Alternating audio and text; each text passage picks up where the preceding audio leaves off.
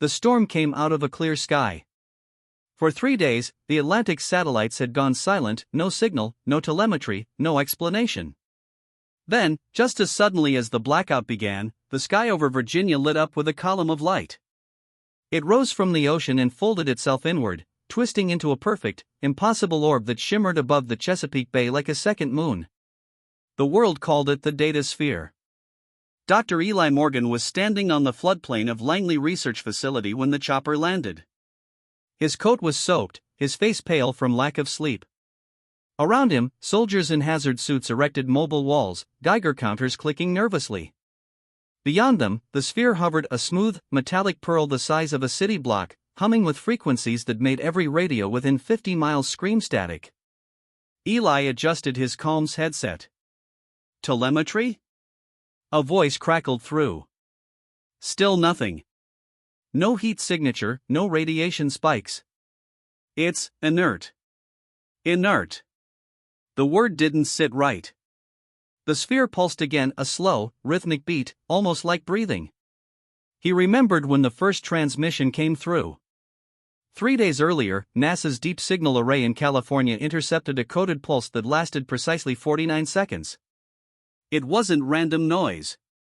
It was structured, repeating mathematical intervals, self-correcting syntax. A message. And then it stopped. The next morning, a satellite photo showed something surfacing off the Virginia coast. Now, it was right in front of him.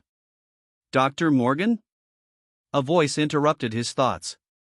Captain Laura Hensley, U.S. Air Force, stepped up beside him, her face hidden behind a rain-specked visor. We've secured the perimeter. The President authorized limited entry. You're leading the team. Eli blinked. Inside? The sphere opened in aperture 20 minutes ago, she said. It's waiting. Inside the sphere, the air felt alive. There were no visible seams, no panels, no technology in the human sense, only smooth, silver curvature stretching into infinity. Every sound echoed like it was swallowed by the walls. The team's lights reflected back endlessly. Eli's breath fogged in the cold air. He kept his voice steady. Record everything. Don't touch anything. They advanced in silence until they reached a single structure in the center, a pedestal of glass-like material, supporting a suspended orb of liquid light. It rippled, shifting between forms like code running through matter. The instruments failed to read it.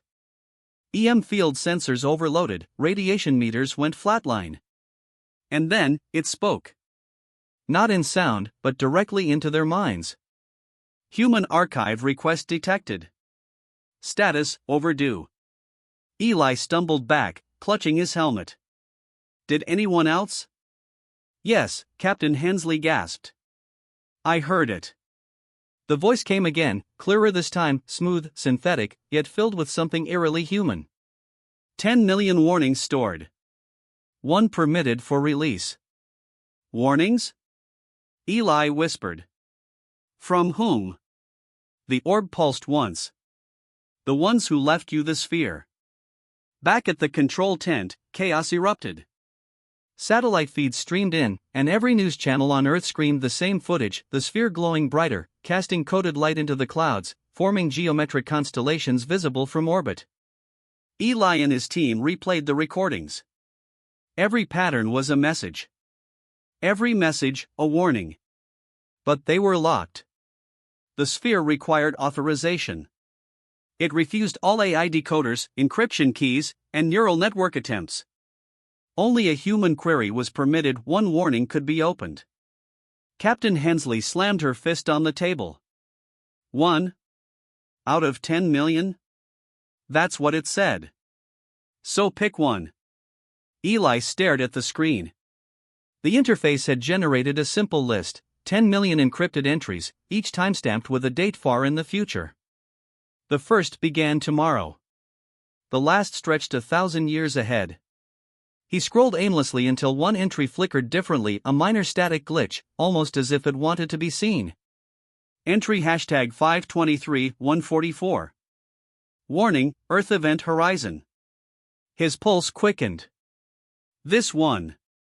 The others protested, but his voice was firm. Whatever this thing is, it's reacting to us. Maybe this one. He pressed open. The sphere responded instantly. The walls flared, and every monitor went black. Then, from the central pedestal, a holographic sequence unfolded, a cascading flood of images, data streams, weather models, celestial maps. At first, Eli thought it was a simulation. Then, he realized it was a timeline. Earth centuries compressed into seconds. Cities rising and burning. Ice caps melting, oceans swallowing coastlines. Then, beyond that, something else, a dark wave spreading across the solar system, consuming the planets in silence. He saw it hit Mars, then Jupiter. Then the screen went white. The voice returned, now trembling, almost regretful. They were warned. But the signal never reached them in time. Eli felt the weight of the words before the final line appeared. Replication complete. Your sphere is the last. And then silence. The air around him vibrated. The sphere dimmed, shrinking, collapsing inward like a dying star until only the pedestal remained and a single glowing word burned into its surface. Too late. Captain Hensley whispered, "What did it mean?" Eli didn't answer. He turned toward the monitors as new data appeared, orbital feeds, seismic sensors, all flaring red simultaneously. Something was happening beneath the Atlantic. Something waking up. For hours after the sphere vanished, the ocean refused to settle. Satellite imagery showed a vast disturbance spreading outward from the Chesapeake Bay, spiraling like a fingerprint carved into the Atlantic. The surface temperature rose by 8 degrees in under a minute. Whales fled north, sonar buoys went dark. At Langley's command center, the monitors bathed Dr. Eli Morgan's face in a pale, electric glow. His reflection looked older than it had that morning, eyes hollow, lips pressed tight. He'd seen hundreds of simulations, models, and classified predictions about planetary catastrophe. None of them matched this. Captain Laura Hensley stood beside him, arms crossed. Every substation from Norfolk to Bermuda's reporting anomalies. Tectonic, electromagnetic, you name it. If it's connected to the sphere. It is. Eli's voice was low. Whatever it warned us about, it's not coming. It's here. The tech operators froze when he said it. One of them, a young data engineer named Marcus Lee, hesitated before turning to Eli. "Sir, if I may, that entry you opened. It referenced something called Earth Event Horizon. I cross-checked every NASA and NOAA archive. No match." Eli leaned over the console. "So we find one." Marcus swallowed. "There's something else. Look at this." He tapped a live oceanographic feed. The seafloor was changing. The live sonar scan flickered in real time, hundreds of square miles of ocean bed deforming, like sand being swept away by invisible currents. But the currents weren't random. They were geometric. "Zoom in," Eli ordered. As the image sharpened, a pattern emerged, concentric hexagons, connected by perfect radial lines and architecture buried beneath the seafloor, stretching wider than Manhattan. "What the hell is that?" Hensley murmured. Eli stared in disbelief. "It's a construct.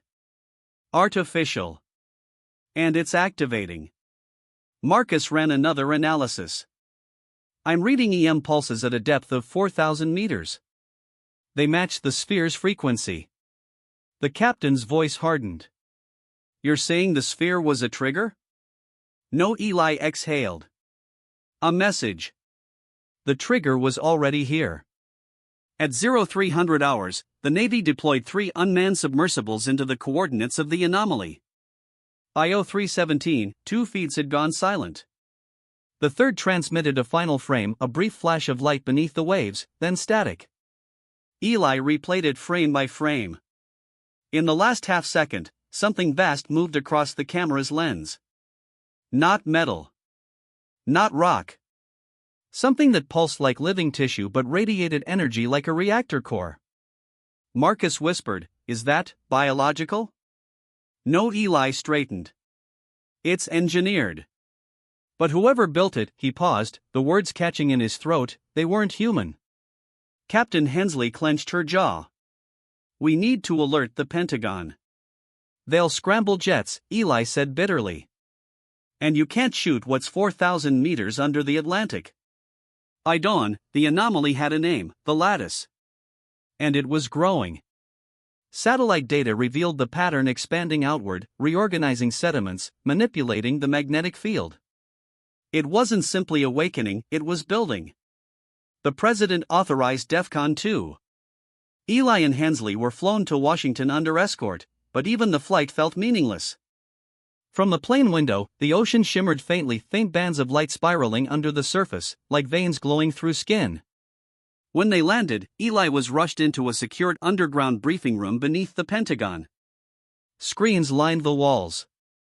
Intelligence directors, scientists, and generals filled every seat. On the main display, the lattice's structure glowed like a blueprint drawn in alien mathematics. This, said the Secretary of Defense, is now the most analyzed phenomenon in recorded history. We have over 2,000 scientists running models. We've confirmed it's manipulating the Earth's magnetic poles. Manipulating, Eli repeated. To what end? That's what we brought you here to find out. Hours later, Eli sat alone in a dim conference chamber, staring at the sphere's last transmission looping on a tablet. They were warned. The signal never reached them in time.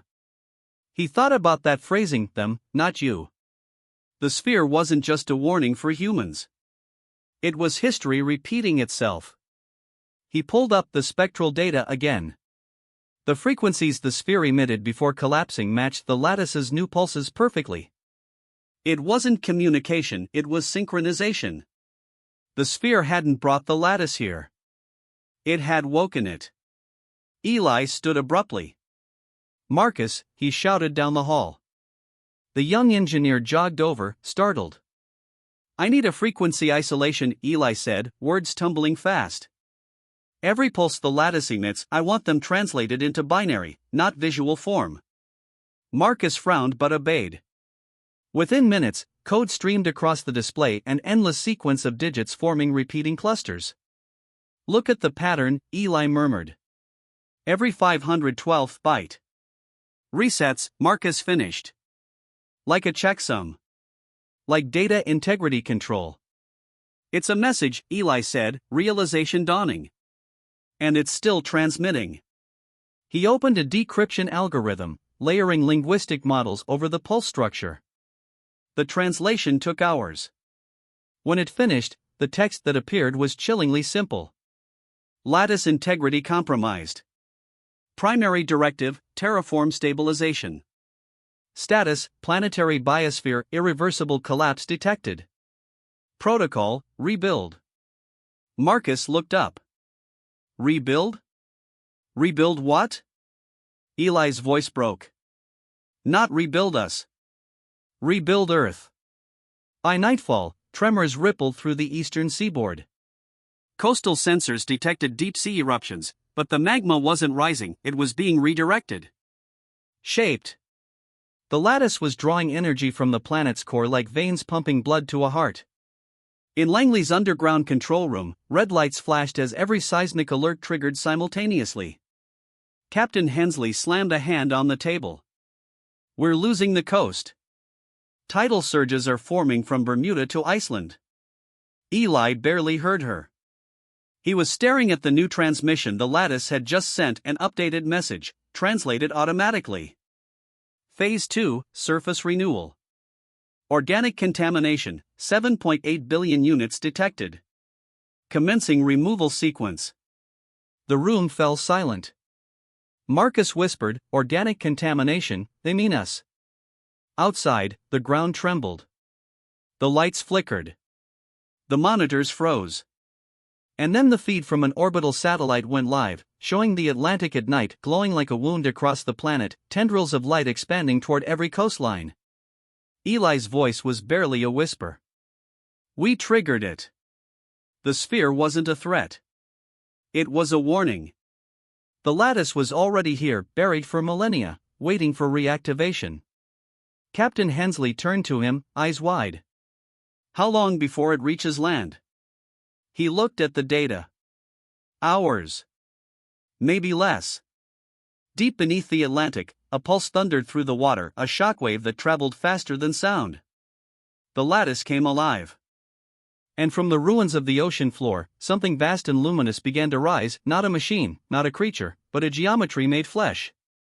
A planetary architecture older than humanity, unfolding once more to complete its design. Above ground, Eli watched as the first waves struck the coast. The sky flickered, and the rain that fell wasn't rain anymore, it was dust, fine and metallic, like the remnants of stars. Somewhere in the chaos, he whispered, almost to himself, it's rewriting the planet. Captain Hensley turned to him, fear and awe in her voice. Then what do we do? Eli's eyes darkened. We find out why the last civilization didn't stop it. The Atlantic was gone. By dawn, the coastline had shifted 30 miles inland.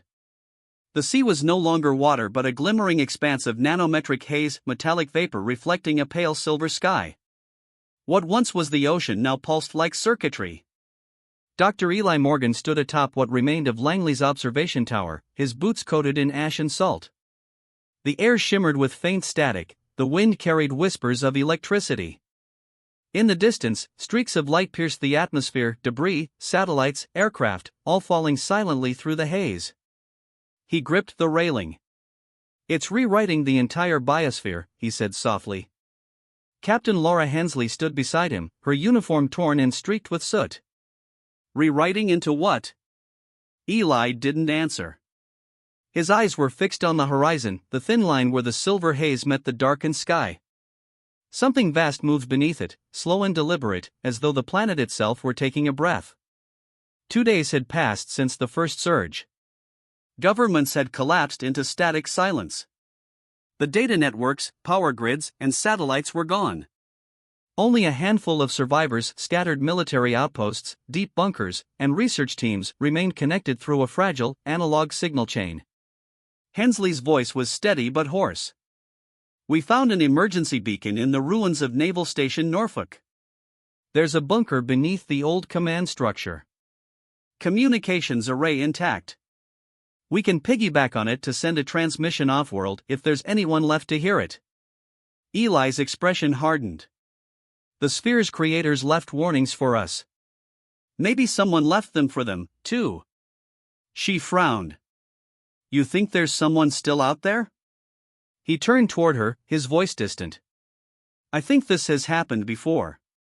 They set out before nightfall in a convoy of 3 armored transports, navigating through what remained of Virginia's flooded highways. The road shimmered under a pale light that didn't come from the sun. Trees had crystallized, branches turned translucent, leaves metallic, frozen mid-bloom. The radio crackled with static until Marcus Lee's voice cut through from the rear vehicle. Dr. Morgan? The seismic readings are off the charts. Whatever's happening under us, it's moving inland. How far? 70 miles and spreading. Eli checked the map. It's following fault lines. The lattice isn't random, it's building toward the mantle. It's trying to restart something. Hensley gripped the steering wheel tighter. Restart? You mean? Not just the planet, Eli interrupted quietly. The system that made it. They reached Norfolk after midnight. The city was unrecognizable, a graveyard of glass and steel, its skyline mirrored in the molten haze below. Yet beneath the ruins, the bunkers still existed, sealed under 50 feet of reinforced concrete. They forced the door open and descended into darkness.